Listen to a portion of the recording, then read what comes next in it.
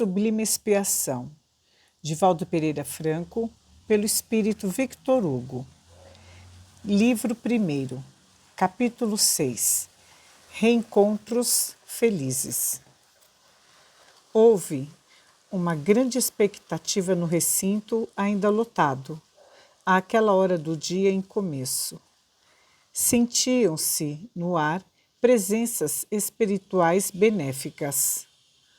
O médium, igualmente comovido, leu a dadivosa página, cujo conteúdo era mais ou menos o seguinte: Eunice, alma querida, sustente-nos o Senhor em nossas lutas redentoras. Estou vivo, ninguém morre. A morte é a ilusão dos nossos débeis sentidos, e os humílimos códigos com que pretendemos decifrar os desígnios divinos não conseguem traduzir a magnitude das excelsas leis da vida. Não nos separamos, pois sendo a morte um novo nascimento, faz com que os verdadeiros amores, longe de afrouxarem ante a realidade do despertar espiritual, ainda mais se estreitem, transformando-se em liames de incomparável beleza, promessas de ventura inefável. Aqui dealbam madrugadas de luz inexcedível e estuam os nobres sentimentos que sustentáramos na jornada vencida. Logo se desagregam os tecidos da lama do sepulcro, plana o espírito liberto. Se soube avançar nos cometimentos de elevação sem as amarras coatoras da retaguarda. A princípio, tudo me pareceu fascinante, deslumbrador. Era uma esfera de sonho, um país de encantamento. Logo, porém, foram superadas as horas iniciais e vencida a ligeira perturbação, atendido que fui por afeiçoados amigos que me houveram precedido, passei a compreender, discernir, fixar-me, quase feliz na realidade nova. Quase feliz porque a lembrança da sua figura ausente fazia-me experimentar dorida falta.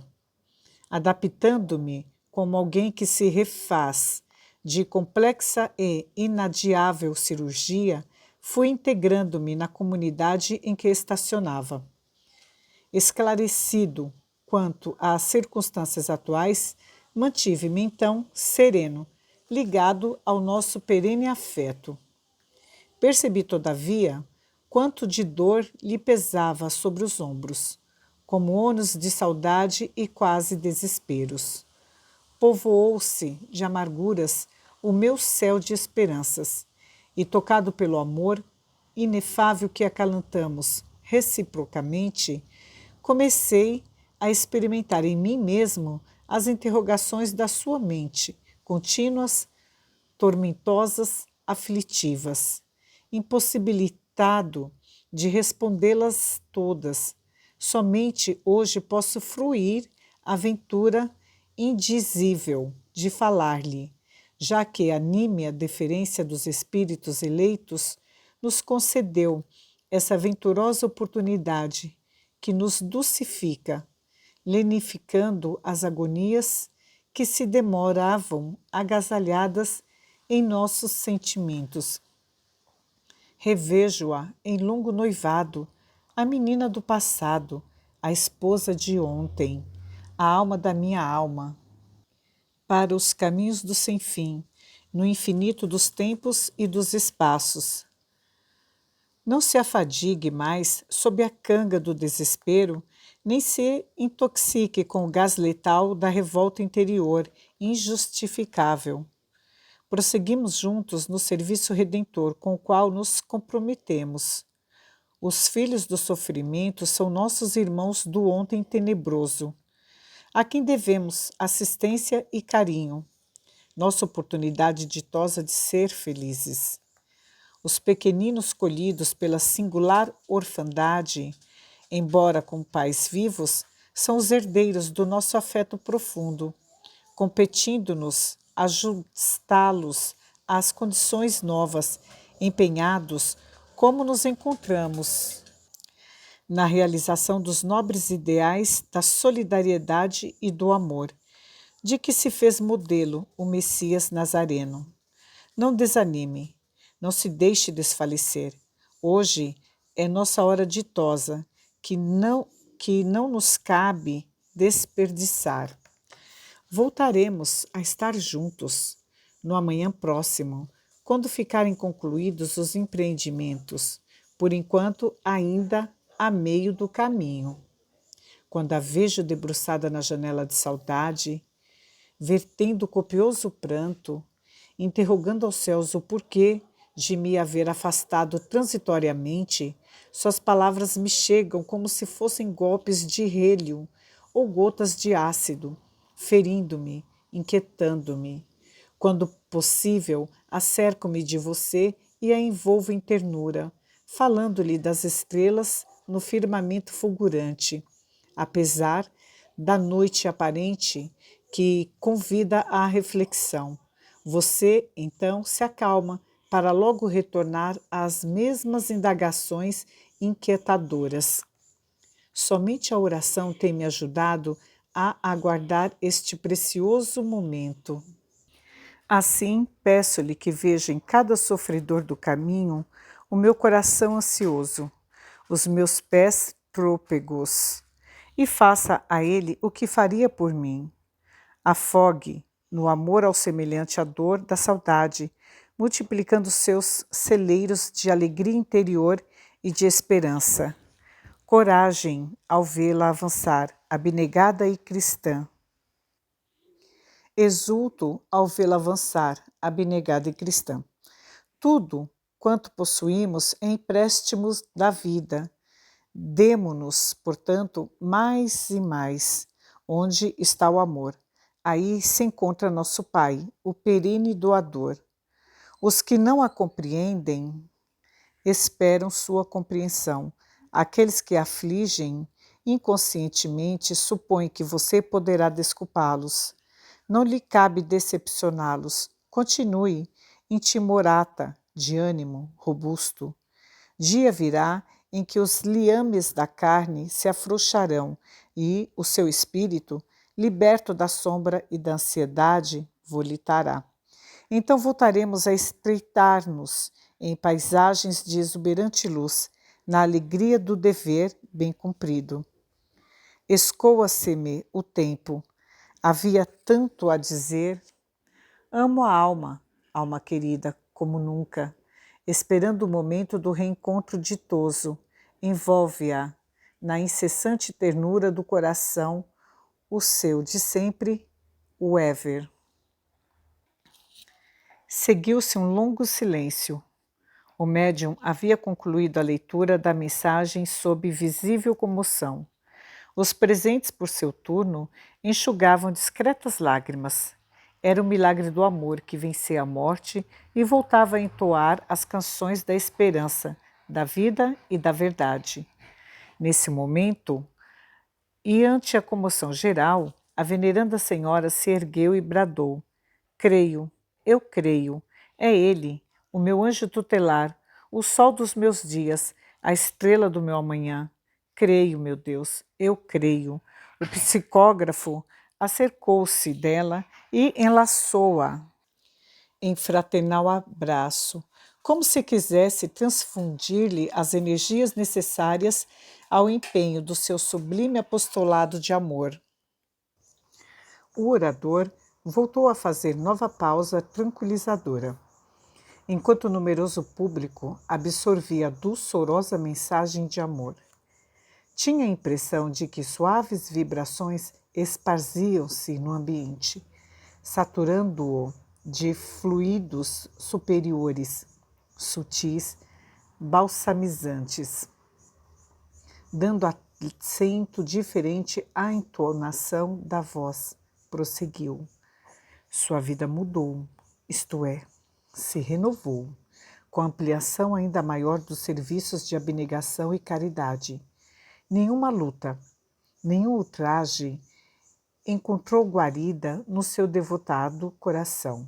A partir daquela hora, abriu os braços aos filhos do Calvário e marchou na direção do amanhã, acolitada pelas centenas de mulheres valorosas que ainda prosseguem na edificação do Santuário da Misericórdia entre os homens da terra, inspiradas no seu imorredouro exemplo.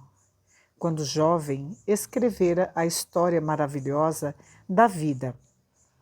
E a vida de Florência, Nightingale, que a credenciariam à posição de destaque na literatura nacional.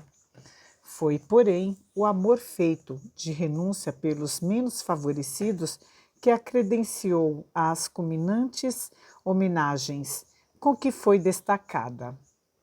Representou o Brasil em contínuos congressos mundiais de lepra, sediados em diversas capitais do mundo, e fundou diversas entidades relevantes. A sua obra máxima, porém, ao lado da redenção dos filhos de Lázaro, foi o exemplo de dignidade e de elevação. No silêncio que se impôs, não revidando nenhum mal e ensinando, pelo exemplo, a caridade e o socorro, com que a vida se tornou uma evangélica fulguração do bem atuante entre as criaturas. Sempre trabalhando, desencarnou aos 65 anos, como sempre vivera, dedicado ao próximo. Terminara de discutir compromissos com o governador do Rio Grande do Sul e voltara feliz, na expectativa de melhores dias para aqueles a quem considerava os seus do coração, quando foi subitamente convocada ao retorno à espiritualidade. Trazido seu corpo ao Rio de Janeiro, onde foi velado na igreja metodista e depois inumado, mesmo então poucos se aperceberam de que ele fora o agasalho de uma verdadeira heroína do amor e da caridade. Houve um grande silêncio, incompreensível silêncio em torno da viagem sua, de volta ao mundo espiritual, pois que, naqueles dias, acontecimentos chocantes ligados à dissolução moral de personagens do Monde Grand de la Cinéma mereceram as primeiras páginas e manchetes sensacionais dos periódicos de maior relevo do país. Não ficou, porém, esquecida. Pouco depois apareceu-me. Explodiu o orador, acompanhada pelo esposo querido. Venho despedir-me, disse-me emocionada, agradecer-lhe o carinho com que me distinguiu nestes últimos anos. Até breve, meu amigo. E sorrindo, rumou em direção das esferas da bênção. Sim, amigos, nós a conhecêramos naqueles dias da sua indecisão, quando, no trânsito para a doutrina espírita, e ficáramos amigos desde então, recordando-a a socorrer os descendentes rancenianos. Lembro-me de nós outros, os que, sem saber, carregamos a lepra oculta nos tecidos da alma, do grande número dos que foram infectados pelo vírus da maldade e se recusam à terapêutica do Evangelho restaurado. Alguns enfermos resgatam o passado culposo nos leitos de aflição das colônias de leprosos, enquanto outros, supostamente sadios, mas que cultivam distonias e gravames, candidatam-se a sofrer mais tarde o mal que ora agasalham nas fibras sutis do psicossoma. Bem-aventurados aqueles que já podem expungir o mal de suas almas com resignação e segurança. Para esses, os dias claros de sol logo voltarão, a alegria depressa reacenderá e a música dos sorrisos tornará, muito em breve, aos lábios restaurados. Resguardemo-nos, os que seguimos descuidados. Ouçamos as advertências da doutrina espírita, esculpindo no coração e na mente os conceitos libertadores, com que Allan Kardec postulou e viveu as informações do mundo espiritual, encarregado de clarificar a humanidade. O conferencista demorou-se por mais alguns minutos repassando, em feliz conclamação, diretrizes esclarecedoras para o pensamento e rotas de segurança para o homem da atual era tecnológica e eletrônica. Ao terminar, recebeu o carinho dos circunstantes em vividas demonstrações de júbilo e abraços de sadio contentamento. Por fim, Lucien acercou-se, claudicante, tímido, ansioso. Os dois amigos se atiraram aos braços um do outro, em demorado amplexo, como se desejassem recobrar todo o tempo que estiveram separados. Lágrimas abundantes lavaram-lhes as saudades, retemperando o solo das emoções para a sementeira das alegrias demoradas. Nenhuma palavra, nenhuma declaração. Vencida a primeira etapa, canhestramente saíram caminhando na direção de formosa avenida de Opala, acompanhados por pequeno círculo de pessoas gradas. Embora desejassem descerrar os véus da alma e falar demoradamente sobre muitas questões, o tempo transcorrido impunha delicada mudez, que somente com o vagar seria vencida. Quando as pessoas se distanciam umas das outras, os reencontros se fazem com desconexos sentimentos. À distância, concebem-se os novos perfis. Estabelecem-se condicionalmente que a presença não raramente retifica, exigindo nova convivência para o necessário reajustamento. Você está muito bem, quebrou Armando o silêncio incômodo. Não mudou nada. Ele sorriu constrangido e redargueu. O mesmo ocorreu com você. Parece-me que os anos rejuvenescem-no. Embora a expressão de maturidade da face jovia. Armando tocou-lhe o ombro, como desejo de manter maior aproximação. A verdade é que Lucien estava modificado. A mão esquerda trazia as marcas iniludíveis da limitação. O pé direito, embora calçado, não escondia a deformação. Os lobos das orelhas estavam ainda assinalados, com manchas escuras, e se apresentavam alongadas. A face, porém, estava bem, mesmo com a expressão de cansaço que a dominava. Autorizado pelos anfitriões do lar em que se hospedava, Armando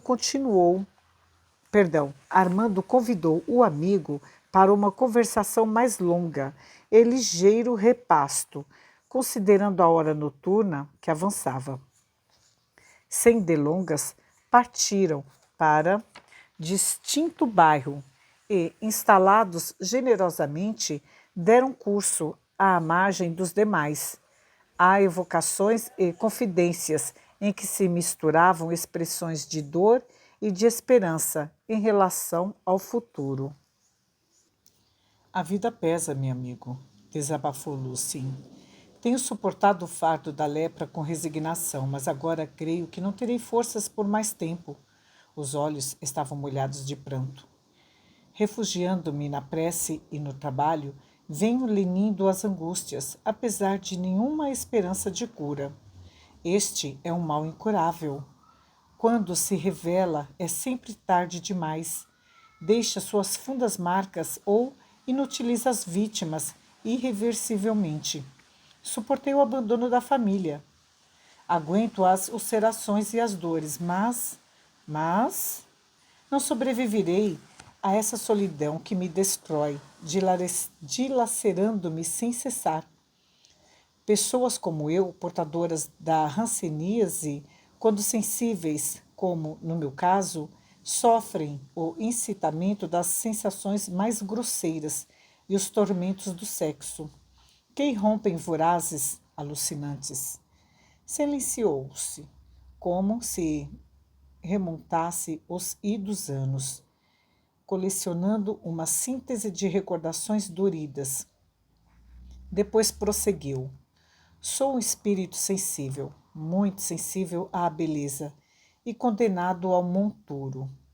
Sei que o amor é sempre espiritual para aqueles que aspiram às grandezas superiores, mas não creio que o meu esteja entre as carnes em putrefação, pois a simples ideia produz-me náuseas. Não que eu seja contra a exteriorização do afeto, em qualquer situação ou circunstância. Falo de mim, das minhas necessidades e aspirações. Foram demoradas as noites de punição e fel. À medida que vi o corpo desfazer-se, orava para não sobreviver ao apodrecimento dos tecidos. O meu calcanhar de Aquiles é a vaidade, ainda. Por isso, creio que necessito muito da lepra, a fim de lapidar-me por largo período. É difícil reduzir emoções a palavras. Na impossibilidade de ser um virtuoso do teclado, senti o espírito explodir de aspirações e passei a escrever poemas. Publiquei e logrou inesperado êxito, um livro, Ideais, Florações da Angústia, em terceira edição, no prazo de 18 anos, é sucesso surpreendente, considerando que não existe público entre nós para ler poemas. A editora o lançará em castelhano no próximo mês. Outro se encontra concluído e penso seriamente escrever alguns excertos das minhas próprias experiências, como se fossem notas autobiográficas, chamando a atenção para os problemas espirituais do homem, essa perene vítima de si mesmo. Lucien estava pálido, tremia-lhe a voz. As frases eram enunciadas com dificuldade. Foi com esforço que deu curso à exposição dos problemas. Há 3 anos, aproximadamente, nos piores dias do meu tratamento, encontrava-me acamado, quero dizer, recolhera-me à rigorosa terapia, mediante a qual se expulsa a doença sob altas cargas de promin e diazona, que, por seu turno, despedaçam o aparelho digestivo, especialmente o fígado. Quando a enfermaria foi visitada por um grupo de espiritistas chegados da capital, encontrava-me tão indisposto que não me interessei em olhá-las sequer. De pálpebras cerradas, mal-humorado, febril, perdia-me, como sempre, nas refregas do pensamento. Ao ouvir passos de alguém que se acercava, pretendi fingir que dormia, mas quando a pessoa estacou, repentinamente, senti-lhe o choque e ouvi as palavras irrefreadas que ela deixou escapar. Lucien! Deus meu, é Lucien! Abri os olhos, maldição. Pensei, era uma jovem da minha cidade, ora em visita ao leprocômio. Identifiquei-a sem dificuldade. Lucien, disse ela.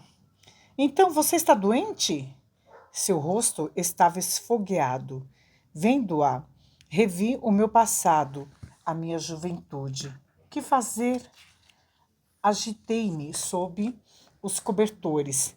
Passei a tremer, num incoercível descontrole. Pedi-lhe o favor de afastar-se. Ela, porém, não recuou. Nada receio, Lucien. Aqui eu sou Armando, retruquei subitamente encolerizado. Não faz diferença, respondeu apiedada. Desejei ficar só e pedi-lhe novamente que se fosse. Ela, pelo contrário, acercou-se ainda mais e disse-me brandamente: Acalme-se, Lucien. Eu estou em pior situação do que lhe pode parecer. Na visita a este hospital, aprendendo a virtude da resignação, buscando forças. Também Estive internada no hospital psiquiátrico. Nada temos a temer um do outro. Somos caminhantes da estrada dos que seguem sós. E começou a chorar. O Espiritismo é que está me salvando. Quem sabe você me ajudará com o seu exemplo. Pedi-lhe que chamasse a enfermeira. E quando esta chegou, solicitei um calmante. Não pude falar nada, quase nada. Não o diga a ninguém, por favor, roguei-lhe, apreensivo. Não é por mim. Compreendo, contestou. Perdi a pouca paz que já havia conseguido. A partir daquele dia, ela passou a visitar-me todos os domingos. Sua vida de jovem estava também marcada por terríveis dores morais. Filha única, a mãe desejava viver-lhe a existência, tornando-se-lhe cruel perseguidora inconsciente. Não suportando por longo tempo o obsessivo cerco materno, perturbou-se e passou a ouvir vozes que a incitavam ao suicídio.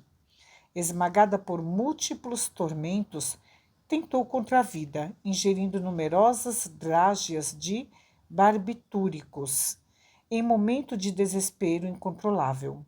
Socorrida a tempo, sobreviveu, mas mergulhou num mundo estado deplorável, vencida por infelicidade pertinaz.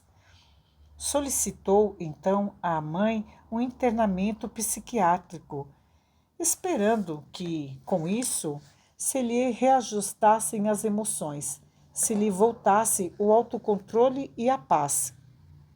Esteve por 6 meses em tratamento de longo curso, que se repetiu por 3 anos sucessivos. Quando já era um bagaço humano, resolveu de modo próprio procurar o espiritismo. Desde então, porém, que saíra de Hermínia, onde morava, para estudar em Opala, que se afastara das preciosas lições do Consolador. Retornava, portanto, em momento de aflição. Nas incomparáveis expressões da fé, sob a carinhosa assistência de amigos devotados e benfeitores abnegados, estava aurindo esperanças, entrando em franca recuperação. Participava agora de um momento de visitadores hospitalares, frequentando esses redutos de dores coletivas, a fim de ajudar, ajudando-se. O auxílio à dor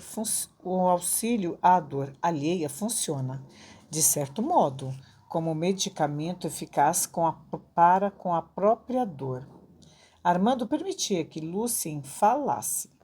O tempo era-lhe precioso demais. Não o interrompia. Deixava-o desenchacar-se, libertar-se de tudo que o martirizara naqueles largos anos. Assim continuou. Melhorando-me e podendo caminhar, comecei a passear com Márcia pelas ruas da colônia, passando a aguardá-la cada semana, com ansiedade crescente.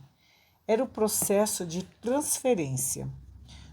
Noutras palavras, mais verdadeiras, enamorei-me dela. Descobri também que ela me amava, mesmo estando eu leproso. Imagine o meu drama. Nunca falamos claramente. Será necessário fazê-lo ante o sentimento do amor?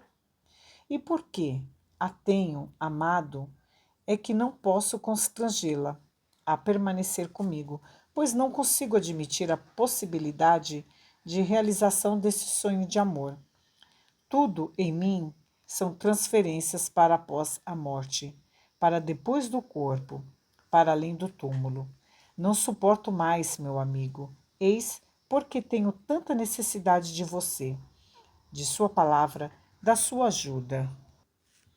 Armando estava sensibilizado. Não era simples compaixão, mas profundo entendimento humano. Ele conhecia de perto a jornada por ínvios caminhos e o pesado silêncio das noites da solidão. Desde que a mediunidade o convocara à meditação em torno dos magnos problemas da existência, e ele se dispusera a renúncias e sacrifícios, objetivando quitar os débitos pesados do pretérito, em experiência de dedicada exclusiva ao divino carpinteiro, podia falar com segurança em matéria de sofrimentos íntimos. Por longos anos, procurara a alma a fim de sua alma, vislumbrando, além dos corpos, das formas, o espírito dulcificador para sustentar o seu, na maratona de redenção. Sabia-o agora que não o merecia. Certamente estava do outro lado, aquele ser que é fonte de encorajamento, de resistência para as fraquezas, de segurança para as lutas, que é o pão que alimenta a vida, a linfa que refresca, o sol de eterno amor que tudo vitaliza. Sabia que ao lado de quase todos os grandes homens, sempre houve mulheres santificadas na renúncia e no silêncio, para que eles crescessem, e que, ao lado de quase todas as heroínas, houve homens nobres, que respiravam o seu ar e se alimentavam de suas alegrias, ocultos, sofrendo até mesmo o ridículo, para que elas se exalçassem e engrandecessem a alma, a vida. Os caminhantes de solidão, no entanto, quase sempre pagaram maior preço, mais pesado tributo. Ouvindo o amigo, Armando ouvia-se a si mesmo, queixava-se ao próprio coração, despertando, porém, da longa reflexão, enquanto o outro aguardava palavras de estímulo e encorajamento. Aduziu bondoso. Nem sempre em termos negativos a respeito do amanhã. Evite o amargor demorado do pessimismo. Se ela o ama, mas não lhe deseja a desgraça que me trucida. Evidentemente, não lhe cabe, porém, uma definição agora. O amor em qualquer esfera de expressão é bênção de Deus. Espere um pouco. Acalante a alma com a cantada de paz do dia a dia, sem a preocupação da vida do porvir. Sempre é tempo para quem confia em Deus. Você já saltou a faixa mais difícil das conjunturas expiatórias, a que está submetido, como eu próprio, como a maioria de nós que descobrimos o Cristo no coração. Não lhe narrei tudo, explicou apressado. Faça-o, então. A genitora dela percebeu os nossos sentimentos e, para impossibilitá-la de visitar-me, ameaçou apresentar queixa contra mim por estar perturbando sua filha, que já sofreu problemas psíquicos. Veio visitar-me a sós e foi clara. Ou você a dissuade dessa loucura de amar um leproso, ou eu tomarei providências para impedi-la de fazê-lo. E para isso usarei de qualquer arma que me dê a vitória. A senhora está equivocada, elucidei. Ela sorriu, parecendo louca, e arengou entre os dentes. Veremos. Prefiro vê-la morta a vê-la conviver com um leproso. Miserável. Como você vê, meu amigo, parece que será necessário que eu renuncie até ao ar de que me nutro. Se assim for, por que viver? Para contemplar o nascer do dia das perenes vitórias, de modo a conseguir o aval para a felicidade sem termo, para penetrar na imortalidade sem sombra nem dor, para conhecer a aventura plena do reino de Deus, ao lado dos amores que não foram fruídos entre as sombras da terra. Não suportarei. Sim, suportará, porque todos possuímos mais forças e coragem do que supomos. As potencialidades do homem são dinamizadas na luta. Além disso, aprendemos, com os espíritos amigos que todas as dores e frustrações nos pertencem por aquisição do passado e delas podemos liberar-nos no presente ou no futuro. Loucamente, pensamos em fuga. Para onde? Em que direção? Estavam no jardim de inverno da casa ampla, em penumbra propícia às questões espirituais. Armando, inspirado, ergueu-se, abriu a janela, por onde entrou corrente de ar balsâmico, que soprava dos jardins circunjacentes, e apontando às estrelas, arrematou: exilados na terra, não conseguimos entender as grandezas de nosso Pai. Naqueles ninhos de beleza, onde o espírito já superou as formas e os limites do cárcere pegajoso da carne, esplendem o amor e a vida. Por que pensar apenas nesta encarnação transitória sem considerar as expressões do infinito?